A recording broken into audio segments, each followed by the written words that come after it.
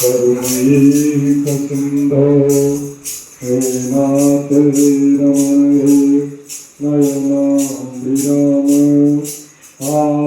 कदानुभवितासि पदं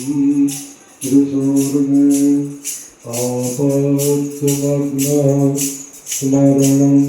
त्वदीयं करोमि दुर्गे करुणानुवेशि नैकत्तत्वं मम भावयथा सुदास्त्रिसार्ता जननीं स्मरन्ति प्रह्लाद नारद पराशर पुण्डरीक व्यासाम्बरीश सुख सौनक स्मरान्तान् अर्जुनविभीषणादीन्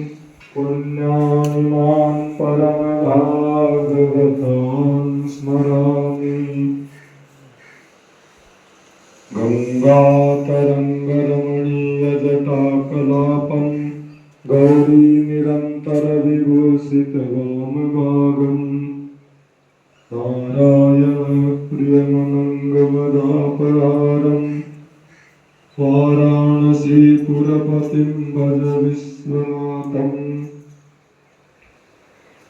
नारायणं नमस्कृत्य नरं चैव नरोत्तमं देवीं सरस्वतीं व्यासं ततो जयमुदीरयेत् हरे राम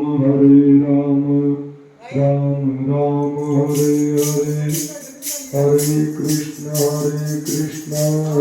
कृष्ण कृष्ण हरे हरे बोले शिव महापुराण की जय।